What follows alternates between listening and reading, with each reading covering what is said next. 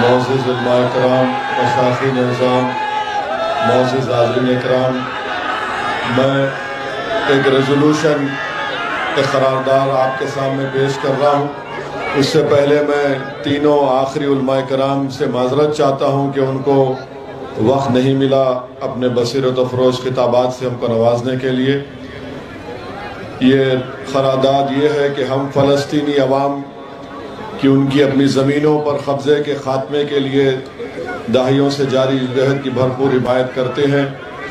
فلسطین ایک حصے پر مئی 1948 میں قبضہ کیا گیا، ماباقی حصے کو 67 میں قبضہ کیا گیا، جبکہ فلسطین کی عوام کو بین الاقوامی قوانین کے تحت خود ارادیت، قومی آزادی اور خود مختاری کا ناقابل تصدیق حق حاصل ہے۔ انہیں ہر طرح کے قبضے کے خلاف مزاحمت اور اپنی زمینوں کو ناجائز قبضوں سے پاک کرانے کا مکمل حق حاصل ہے۔ انہیں اپنے گھروں اور جائیدادوں پر واپس جانے کا بھی حق ہے جو 1948 سے ان کے پاس ہے۔ غازہ بھائی سنیے غازہ دنیا کا سب سے بڑا حراستی کیمپ ہے۔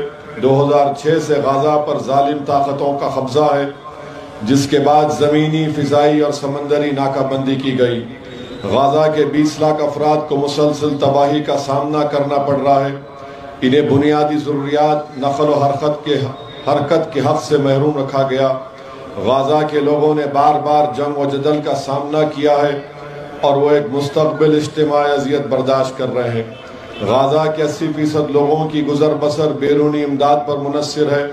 غازہ کی نسل آبادی بچوں پر مشتمل ہے۔ اسرائیل غزہ کی ناکہ بندی، غزہ کے لوگوں پر بمباری، ان کے حصے پر کنٹرول اور ان لوگوں پر اپنی نگرانی کو فوراً ختم کرے۔ فلسطین کے مقبوض علاقے مغربی کنارہ میں ہر روز لوگ مصائب اور مشکلات کے علاوہ نسلی امتیاز کو برداشت کر رہے ہیں۔ مغربی کنارہ کا جبر الحاق اور وہاں بستیوں کو آباد کرنا غیر اخلاقی اور غیر قانونی ہے۔ عالمی عدالت انصاف نے مغربی کنارہ میں دیوار کی تعمیر کو بین الاقوامی قوانین کے خلاف ورزی قرار دیا ہے۔ اس علاقے کے لوگوں کو 1500 چیک پوائنٹس کا سامنا ہے جو ان کی آزادانہ نقل و حرکت سے روکتے ہیں۔ اسرائیل کو چاہیے کہ وہ نسلی امتیاز کی دیوار گرائے، فلسطینیوں کو معاوضہ ادا کرے اور ان کی تمام زمینوں کو واپس کرے جہاں سے انہیں بے دخل کیا گیا ہے۔ ہم مسجد اقصیٰ کے تقدس کی بار بار پامالی اور بے حرمتی اور مسلمانوں کے تیسرے مقدس ترین مذہبی مقام پر عبادت میں رکاوٹوں کی اسرائیلی کوششوں کی مذمت کرتے ہیں۔ ہم اسرائیل کی طرف سے مقبوض علاقوں میں مساجد اور گرجا گھروں کو نشانہ بنانے کی مذمت کرتے ہیں، بشمول غازہ میں حالیہ عرصے میں بمباری کے ذریعے یونانی آرتھوڈاکس سینٹ پورفیرنس چرچ پر جو دنیا کا تیسرا قدیم چرچ پر بمباری کی گئی، اس کی بھی مذمت کرتے ہیں۔ ہم اسرائیل کی طرف سے دواخانوں، اسکول سمیت شہری انفراسٹرکچر جو بار بار بمباری کی جا رہی ہے مذمت کرتے ہیں۔ ہم سیاسی مقاصد کے حصول کے لیے تشدد کے استعمال کی مذمت کرتے ہیں۔ جو معصوم جانیں ضائع ہوئی ہیں اس پر ہم گہرے غم و تعزیت کا اظہار کرتے ہیں۔ اسرائیل کو اوسلو کے معاہدے کا احترام کرتے ہوئے بین الاقوامی قوانین اور اقوام متحدہ کی قراردادوں پر عمل کرنا چاہیے۔ اسے غازہ پٹی، مغربی کنارہ اور بیت المقدس میں اپنے غیر قانونی قبضوں کو برخاست کرنا چاہیے جو 1967 کے بعد سے کیے گئے ہیں۔ اسرائیل ایک آزاد اور خود مختار فلسطینی ریاست کے قیام میں مزید رکاوٹیں نہ ڈالیں۔ بھارت ہمارا وطن عزیز 1774 میں پی ایل او کو فلسطین کے عوام کے جائز اور واحد نمائندے کے طور پر تسلیم کرنے والا پہلا غیر عرب ملک ہے۔ 1988 میں بھارت نے آزاد ریاست فلسطین کو تسلیم کرنے والا پہلا ملک ہے۔ جمہوری بھارت کو فلسطینی عوام کی حمایت کی اپنی اس قدیم روایت کو برقرار رکھتے ہوئے اس کا احترام کرنا چاہیے۔ ہم حکومت ہند سے کہنا چاہتے ہیں کہ بابا قوم مہاتما گاندھی کی اس بات کو یاد رکھا جائے کہ فلسطین فلسطینیوں کا ہے، جس طرح انگلستان انگریزوں کا اور فرانس فرانسیسیوں کا ہے۔ بھارت نے ہمیشہ نسل پرستی اور نوآبادی نظام کے متاثرین کے ساتھ اظہار یکجہتی کیا ہے، چاہے وہ جنوبی افریقہ ہو یا انڈونیشیا اور فلسطین۔ ہمیں اس روایت اور تاریخ کو ترک کرنا نہیں چاہیے۔ ہم بھارت کی کچھ ریاست حکومتوں کی جانب سے غزہ میں اسرائیلی جنگی جرائم بشمول دواخانے، اسکول اور گرجا گھروں مساجد پر حملے کے خلاف، عوامی مظاہروں کی حوصلہ شکنی یا پھر مظاہرین کے خلاف مجرمانہ پابندیوں کی مذمت کرتے ہیں۔ ہم آزمائش کی اس گھڑی میں فلسطینی عوام کے ساتھ یکجہتی کا اظہار کرتے ہیں اور ان کے ساتھ کھڑے ہیں، اور عالمی برادری سے مطالبہ کرتے ہیں کہ اسرائیل پر لگام کسے جو انسانیت کے خلاف سنگین جرائم اور فلسطینیوں کی نسل کشی کا ارتکاب کر رہا ہے۔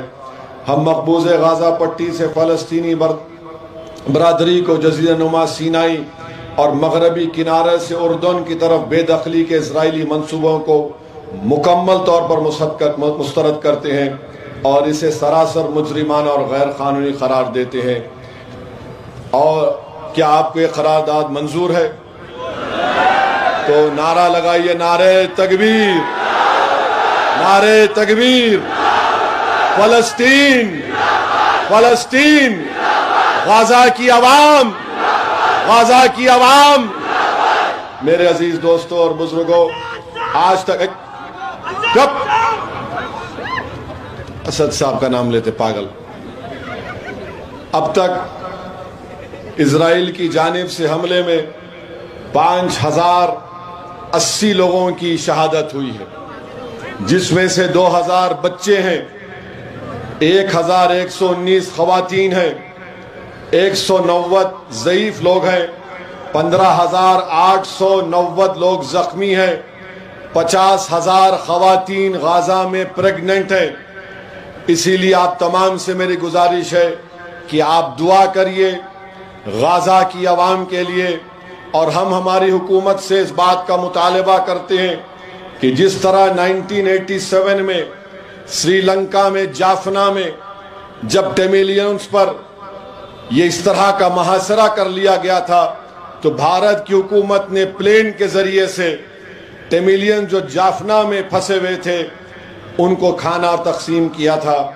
اسی طریقے سے ہم امریکہ کو یاد دلاتے ہیں، برطانیہ کو، فرانس کو، کہ جب دوسری جنگ عظیم 1948 سے 1949 مئی تک جب برلن پر قبضہ ہو رہا تھا، تو امریکہ نے سوویت یونین کو کہہ کر ایک کوریڈور بنایا تھا تاکہ وہاں پر برلن کے لوگوں کو کھانا مل سکے۔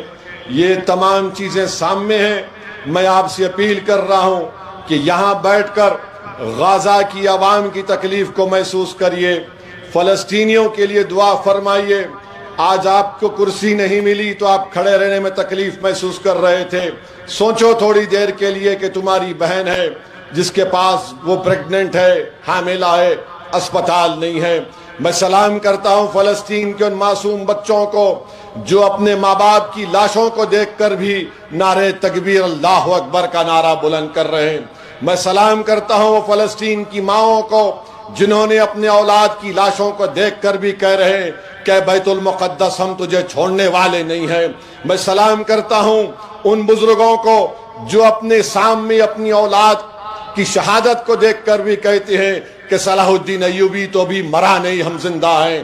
میرے عزیز دوستوں اور بزرگوں، ہم کو ان کے لیے دعا کرنا ہے، اور میرے ساتھ ایک اور مرتبہ نعرہ لگائیے کہ فلسطین، فلسطین، زور سے نعرہ لگائیے، فلسطین، فلسطین، فلسطین، مسجد اقصی زندہ باد، مسجد اقصی زندہ باد، مسجد اقصی زندہ باد، بیت المقدس زندہ باد۔ اور جن ظالموں نے ان کو قتل کیا، شہادت ان کو دی ہے، یاد رکھو مسجد اقصی کے ان بنیادوں پر حضرت اسرافیل علیہ السلام سور پھونکیں گے اور اللہ ہر ظالموں سے اپنا بدلہ لے گا.